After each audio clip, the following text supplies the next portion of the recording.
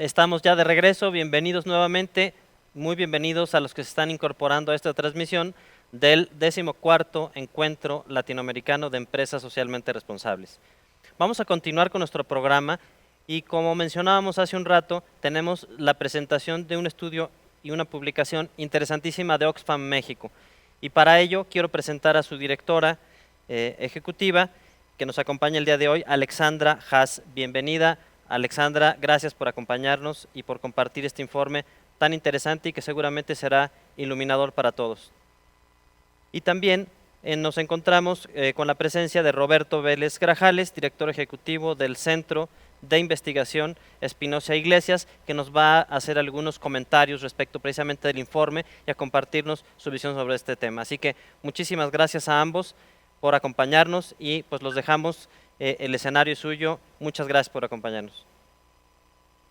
Muchas gracias a ustedes por la invitación y muchas gracias a Roberto por haber aceptado comentar este estudio. Y bueno, pues gracias a todas las personas que están conectadas. Es un gusto y un placer conversar con ustedes. Yo me voy a tomar entre 10 y 15 minutos para presentarles. Quisiera hacer una aclaración. No es un estudio elaborado solamente por Oxfam México, es un estudio elaborado por Oxfam a nivel internacional. Participamos nosotros, por supuesto, pero es un estudio que lo que hace es reflexionar acerca de la desigualdad a nivel mundial en el contexto del COVID. Cada año Oxfam Internacional presenta un estudio en las fechas en las cuales ocurre Davos en Suiza, que son alrededor del 25 de enero.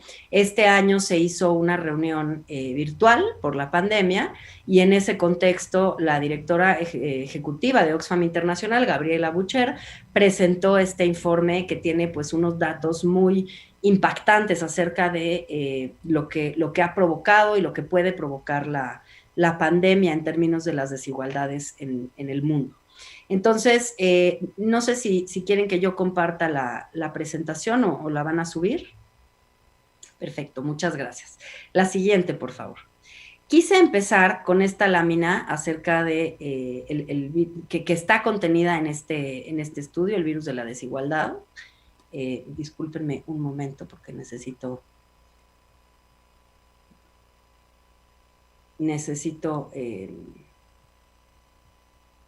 ponerme al día con tener mi presentación ahí.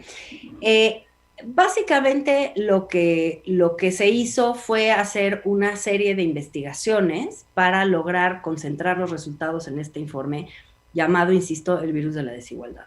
Se encontró, de acuerdo con algunas de las entrevistas que se realizaron, se entrevistó como a 280 economistas del mundo entero, y se encontró que en tan solo 9 meses las 1,000 mayores fortunas del mundo ya habían recuperado, es decir, para enero del 2021, los 9 meses de marzo a diciembre, siendo de marzo a diciembre del 2020, las 1,000 mayores fortunas del mundo ya habían recuperado su nivel de riqueza previo a la pandemia, mientras que para las personas en mayor situación de pobreza, la recuperación podría tardar más de una década en llegar, ¿no? Esto lo que vemos pues es una brutal diferencia entre la capacidad o la resiliencia de la recuperación económica de las personas más ricas en relación con las personas más pobres. Y esto también hay que decirlo porque el informe lo hace explícito. Esto se vio todavía más profundizado que en el 2007. Lo que vieron es que en el 2007 las mismas mayores fortunas en la crisis del 2007 tardaron más tiempo en recuperarse, pero que ahora en el 2020 fue muy, muy pronta su recuperación. También se vio, y por darles el dato en México, ¿no? Las 12 personas más ricas de México recuperaron ya lo que habían perdido y sus ganancias obtenidas en los 9 meses de la pandemia podrían duplicar el gasto del Instituto Mexicano del Seguro Social en salud para el año 2021, además de cubrir el 100% de las vacunas para todas las personas que habitan en este país, ¿no? Con las ganancias de las 12 personas más ricas de México, ¿no?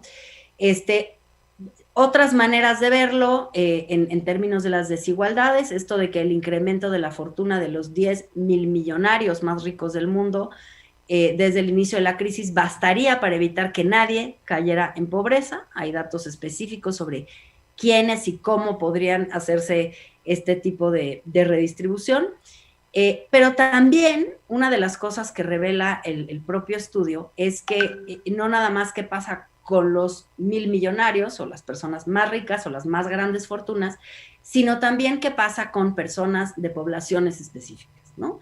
A lo que llamamos la interseccionalidad, ¿no? No es lo mismo el impacto de la crisis sobre los hombres que sobre las mujeres. El estudio revela que alrededor de 112 millones de mujeres están en riesgo alrededor del mundo de perder su ingreso o su trabajo.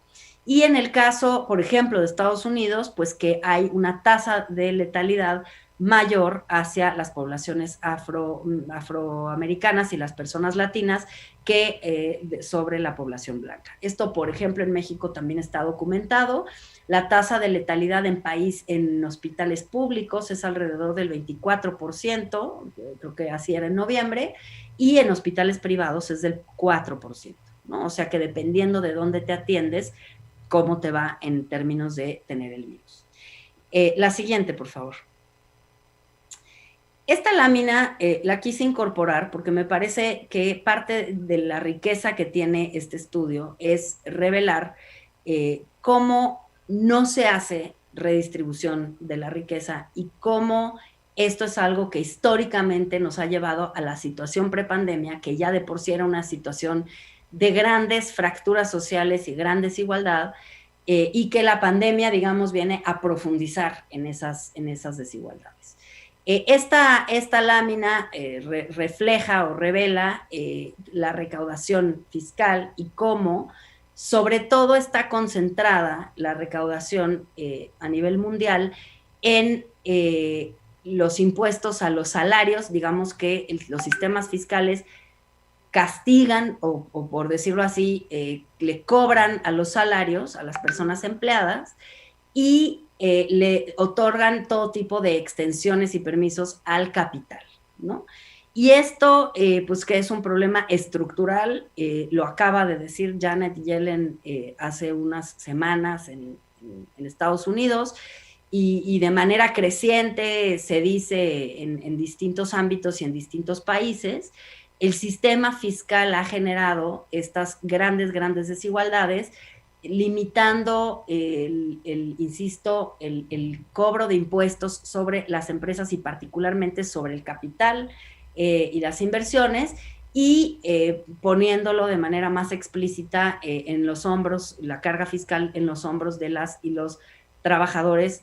Es el caso de una parte de la reforma fiscal propuesta en Colombia esta semana, la semana anterior, y los impuestos, digamos, que se consideran regresivos, ¿no? Que son impuestos que castigan a las personas que menos tienen en lugar de redistribuir los recursos de las personas, los grupos, las empresas que más tienen, ¿no?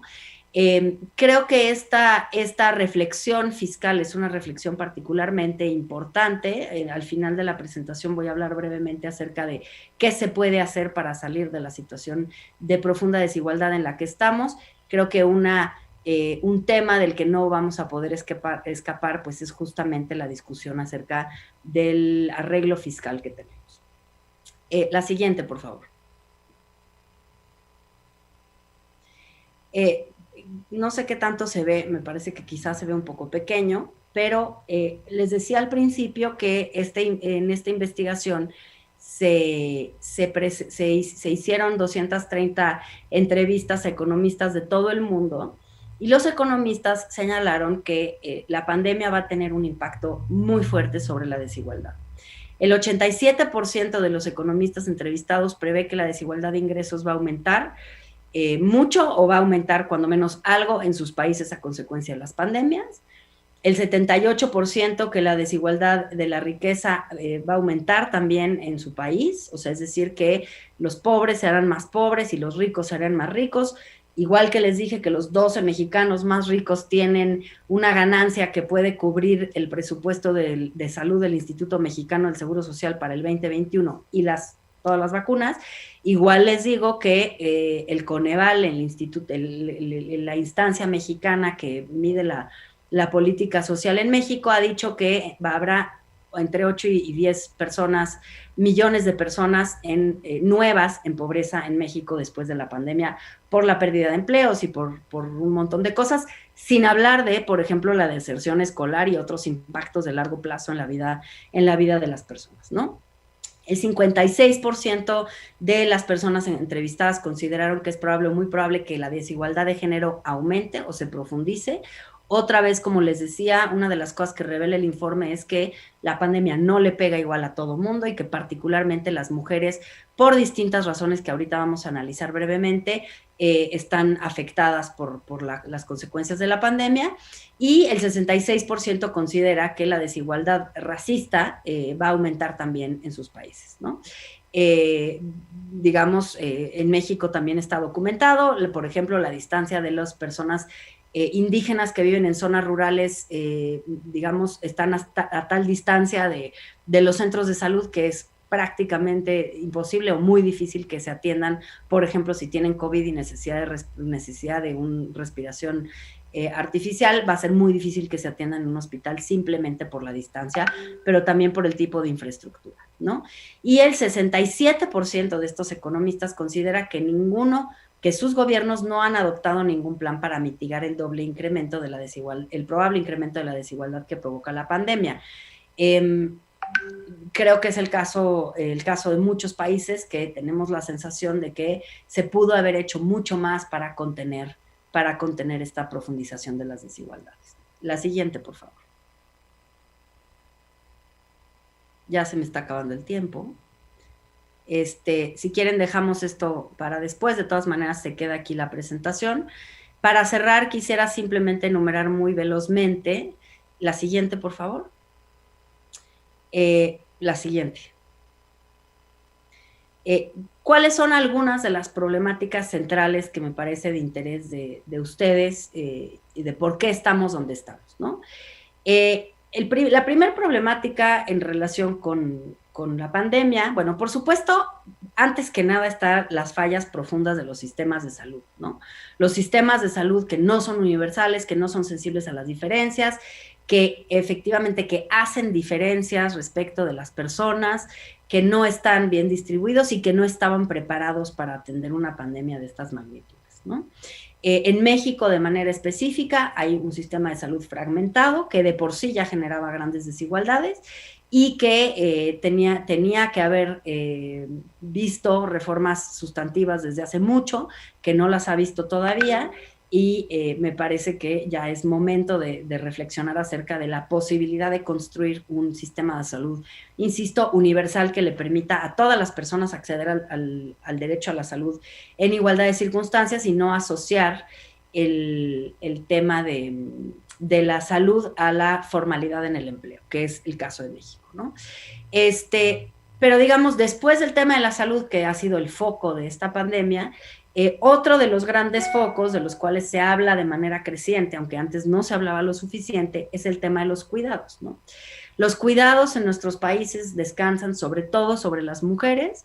Hay países que lo hacen mejor y hay países que lo hacen peor. En México no tenemos un sistema de cuidados, tenemos algunas guarderías no suficientes y no tenemos realmente servicios para la atención de personas con discapacidad y para las personas mayores, ¿no? ¿Cuál es la problemática de los cuidados? Pues durante la pandemia, claramente una recarga sobre las mujeres pues que además de todo, los hijos no estaban en las escuelas cerraron, al menos en México siguen cerradas, no hay para cuando abran, y la escolaridad que se pensó que se pudiera hacer por vía televisiva, que realmente pues ni siquiera todo el mundo tiene acceso a la televisión, pero bueno, pues es muy, muy, muy precaria, ¿no? Eso significa que la carga sobre las mujeres de cuidar a los hijos, de atenderlos durante la jornada, de poder acompañarles, de poder ayudarles también en atención en su salud mental, alimentación, en fin, trabajo en casa, todo lo que implican los cuidados, pues que no son remunerados, pero que además impiden tener trabajo remunerado, va a tener un impacto económico sobre la vida de las mujeres de una profundidad que todavía no podemos medir y un impacto sobre la familia, las familias en general, ¿no? Por otra parte, hay una problemática muy seria respecto a los trabajadores y trabajadoras que están en el sector informal, incluso yo diría, pues tratemos de no llamarle sector informal porque parece que la carga está sobre esos trabajadores. Son personas que están en sectores que están en primera línea de la pandemia, ¿no? Por ejemplo, los trabajadores agrícolas en Estados Unidos, ¿no? Y en México también. Pero digamos, todas aquellas personas que pues nunca pudieron aplicar el quédate en casa, que tuvieron que trabajar por necesidad propia, porque viven al día y porque sus ingresos provienen de vender lo que pueden o sus servicios o algún producto en la vía pública, por ejemplo, y que si no lo hacen en lo cotidiano simplemente no comen, pero también de las personas que tienen una función social como los trabajadores del campo, insisto, o las y los trabajadores de la salud, ¿no? Que están en la primera línea de respuesta a la pandemia y que no pudieron quedarse en casa, pero que al mismo tiempo son esas mismas personas muchas veces las que no tienen seguridad social y todos los demás derechos laborales que deberían de tener. Una tercera problemática se vincula con la exclusión de las trabajadoras migrantes. En muchos países del continente americano, las personas trabajadoras migrantes son las personas del sector informal que están en la primera línea enfrente de la pandemia y que no obtuvieron, por ejemplo, un alivio migratorio ni por estar en esa situación de precariedad, de riesgo, y además respondiendo a las necesidades básicas de la población durante el periodo más fuerte del quédate en casa, ¿no? Y en el caso de las personas migrantes, pues es desesperante ver cómo, insisto, a pesar de estar en la primera línea de respuesta, pues no tienen ningún reconocimiento. Y finalmente, pues millones de personas que pasan más hambre, y esto se ve a nivel global. Hay más personas debajo de la línea de pobreza y en pobreza extrema, ¿no?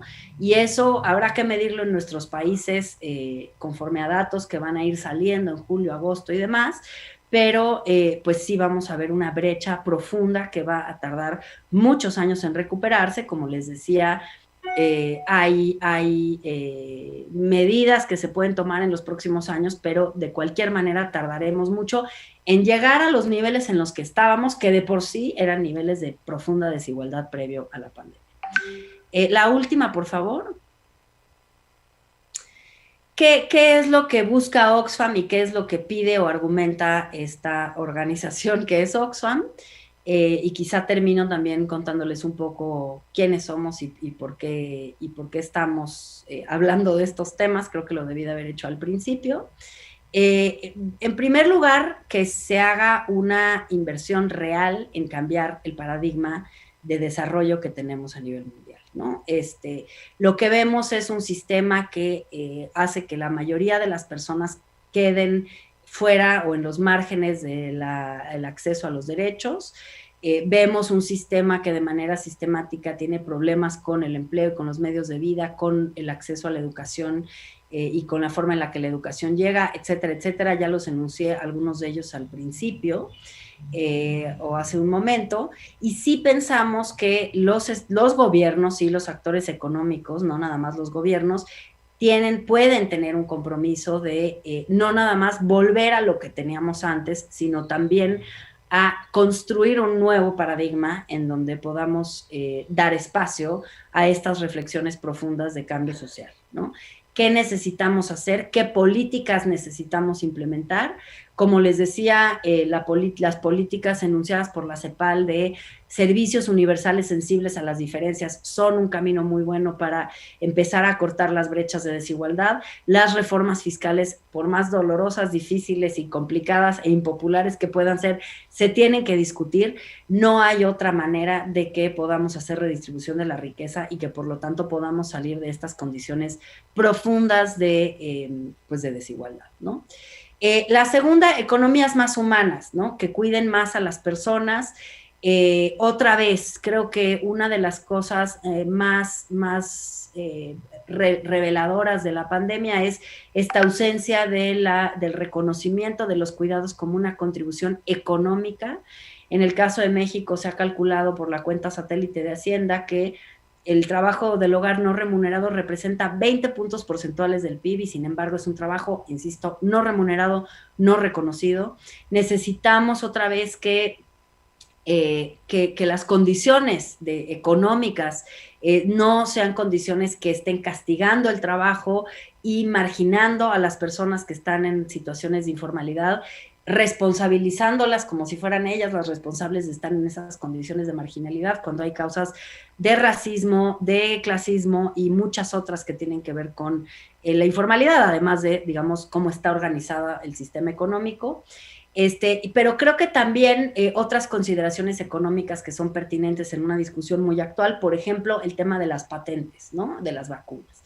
O sea, un mundo que privilegia la propiedad intelectual, digamos, absoluta y total e incuestionable sobre un bien como es la producción de las vacunas para salvarnos de una pandemia mundial, pues es un mundo que no ha entendido todavía que para sobrevivir requiere tomar acción colectiva y renunciar a ciertos privilegios, ¿no?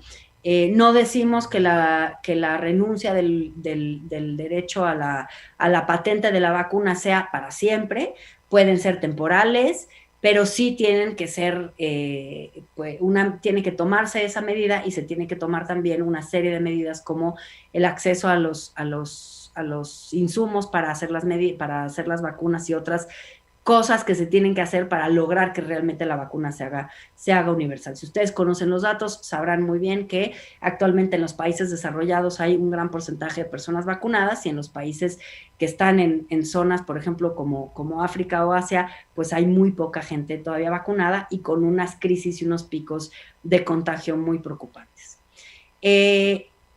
Un mundo libre de explotación en el que haya seguridad en los ingresos, pues eso tiene todo que ver con lo que hablamos hace un momento de los derechos laborales y de la consideración del trabajo como una forma digna de vivir. No puede haber en países, incluso en países ricos, trabajos que paguen un salario que no te permitan vivir con dignidad, ¿no? Pero además una serie de consideraciones y de reformas que se requieren para que la seguridad social alcance y cubra a todas las personas. Por supuesto que eso requiere de andamiajes financieros complejos, no es una cosa que se va a resolver de la noche a la mañana, pero otra vez no es tampoco algo que se pueda resolver si no se tiene una discusión del sistema fiscal y de sus injusticias. Y por eso me lleva al cuarto punto, el mundo en donde los ricos paguen más impuestos que las personas que les corresponden de manera justa, pues sí, o sea, la problemática de la exención fiscal y de los impuestos regresivos es precisamente que hay mucha liberalidad para las personas o las empresas o los actores económicos que tienen más recursos y muchas menos oportunidades y posibilidades para las personas que menos recursos tienen. Pues México, por ejemplo, es de los países que menos recauda en América Latina y sí tendría y tiene que haber una discusión amplia sobre este tema fiscal. Y finalmente un mundo con seguridad climática. Y creo que sobre este tema lo que nos damos cuenta es que la pandemia nos ha revelado cómo se ve una problemática global. La problemática global también es la problemática del cambio climático y necesitamos de urgencia atenderla. Perdón, Roberto, me pasé unos minutos. No te preocupes, Ale. Muchas gracias por tus comentarios con relación al documento. En la mañana lo estuve revisando por segunda ocasión. Entonces, eso me permite, digamos, tener una idea, una lectura pensada no tanto en el enfoque global, sino a la vista de lo que ustedes presentan en términos globales, eso cómo se está observando en el caso mexicano, ¿no? Ahí, digamos, por un lado, una cosa que se confirma es esto que estamos observando, patrones a nivel global. México no está exento, es decir, hay patrones similares en la manera en que está teniendo efectos la pandemia en términos de las desigualdades.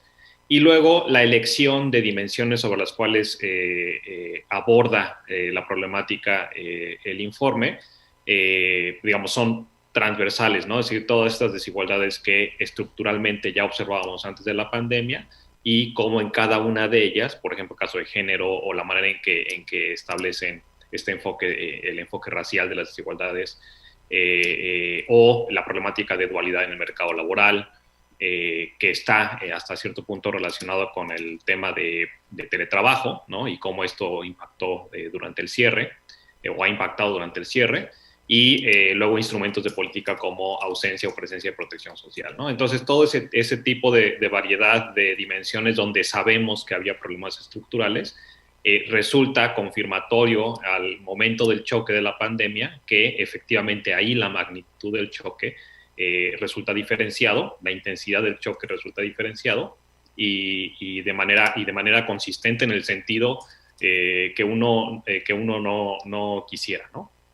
Entonces, es muy interesante lo que estamos viviendo. No estoy diciendo que sea divertido ni que nos ponga felices, pero sí es muy interesante porque es una manera de contrastar ciertas hipótesis, ¿no? Que hemos estado trabajando durante mucho tiempo. En el caso del SEI, tú lo sabes bien, Ale, hemos trabajado por mucho tiempo el tema de movilidad social, donde la importancia de las desigualdades radica en el hecho de si las condiciones, las características personales o las condiciones de origen de las personas están siendo determinantes de sus opciones de logro en la vida.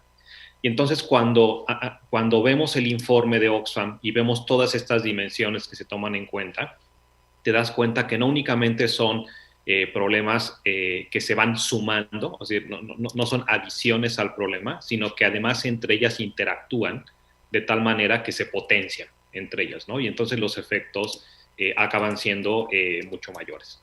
Entonces, por eso, por ejemplo, cuando ustedes plantean la diferencia en las tasas, en términos de tiempo, la tasa de recuperación entre dos grupos de la población, el grupo de la población en la parte alta de la distribución y el grupo en la parte baja de la distribución, ante un choque con las características de la pandemia, pues acaba siendo completamente distinto, ¿no? El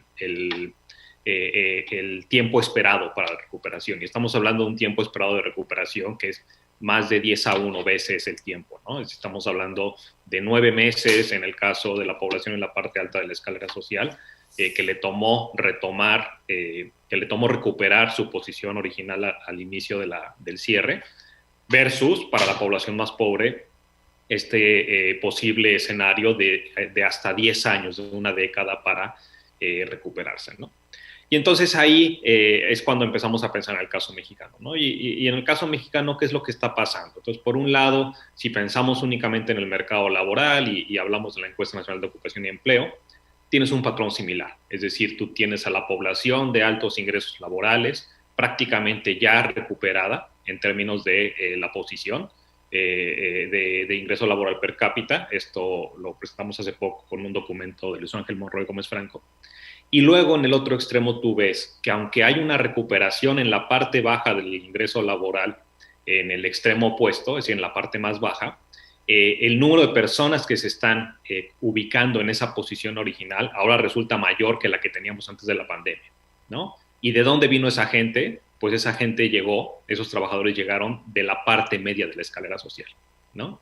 Y entonces, a final de cuentas, lo que tú te encuentras al paso de un año es una situación donde tienes una recuperación en la parte alta y tienes una pauperización del mercado laboral, ¿no? Una mayor concentración de los ingresos laborales bajos, lo que te lleva a una situación poco adecuada para la viabilidad social, que es una situación de pauperización, como ya dije, pero que tiene una implicación muy fuerte, que es la de la polarización, ¿no? Entonces, es una situación que si no resolvemos, puede llevarte a problemas en términos de las desigualdades que se profundicen y se cristalicen en el tiempo y eventualmente tengan impactos negativos en las opciones de movilidad social de la población.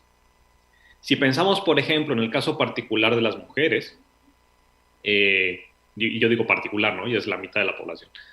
Si pensamos en la mitad de la población, que son las mujeres, una cosa que observas es también esta profundización, ¿no? De la problemática. Entonces, en el caso mexicano, si pensamos no únicamente en participación laboral femenina, sino si pensamos en términos de exclusión del mercado laboral, resulta que de la población no económicamente activa, más o menos 7 millones de personas están excluidos del mercado laboral, pero de esos 7 millones, 3/4 partes son mujeres, ¿no? Y cuando viene el choque, hay un choque que afecta proporcionalmente hablando más a los hombres, pero eso es como casi natural, pero en términos absolutos, o sea, en términos de número de personas que se quedan excluidas del mercado laboral, sigue siendo mayor el número de mujeres que excluidas, ¿no? Entonces, el incremento de 7 millones a 8 millones y medio que pasó del primer trimestre al tercer trimestre, incluye 1 millón extra de mujeres, ¿no? Entonces, ahí es cuando te das cuenta, es una cuestión de género, ¿no? Que está mediado por varias capas de desigualdad. Y en este caso tiene que ver mucho con lo que hablaba Ale del problema de doble, triple trabajo, ¿no? Donde entonces la oferta laboral por el lado de las mujeres se observa como trunca, ¿no? Es decir, no pueden salir a ofrecer trabajo, pero incluso entre las que ya están participando en el mercado laboral, las cargas se vuelven mucho mayores, ¿no? Entonces, eso es una señal que no tenemos que dejar pasar. Y eso a lo que nos lleva es a esta problemática que plantea el estudio sobre la ausencia de esquemas de protección social, ¿no? Que está en buena medida asociado con las problemáticas de dualidad en el mercado laboral, formal e informal, y entonces quién tiene acceso y quién no tiene acceso a la protección social debido a la condición laboral de formalidad o informalidad que una persona tiene, ¿no? Entonces, ahí hay un reto importante de política pública. Ahí lo que nos está diciendo la pandemia es pensemos en mecanismos de protección social, pero pensemos en mecanismos de protección social con un componente clave, que es el de sistema de cuidados, ¿no? Entonces, esa es una lección importante de la pandemia. Y también hay lecciones importantes para el sector privado, ¿no? Digo, estamos aquí en CEMEFI y entonces podemos hablar de esta parte del sector privado. Y hay que pensar mucho en términos de esta problemática última que estaba mencionando, con relación a flexibilización en el mercado laboral, a establecimiento de esquemas de trayectoria laboral distintas a las convencionales, donde lo que tienes que lograr es mantener e incrementar la productividad de tus trabajadores independientemente de quiénes son, si son mujeres o si son hombres. Ese es un reto importante para el sector privado. Se me está acabando el tiempo y aquí me voy a detener, pero si hay sesión de preguntas y respuestas, ahí podemos profundizar. Pero lo único que quiero mencionar es que efectivamente el sector privado tiene mucho por hacer ante lo que nos ha enseñado la pandemia. Gracias, Ale, por el reporte. Hay mucho que discutir sobre él. Muchas gracias a ti, Roberto. Pues muchísimas gracias, Alexandra, y también Roberto por habernos acompañado en este momento, en este estudio de Oxfam Internacional que nos presenta su directora en México. Así que muchísimas gracias y queremos hacerles entrega del siguiente reconocimiento por su participación. Agradecemos a Alexandra Haas y Roberto Vélez por su importante participación en este encuentro. CEMEFI les otorga un merecido reconocimiento. Gracias y muchas felicidades. Muchas gracias. Gracias. Buena tarde. Buenas tardes, hasta luego.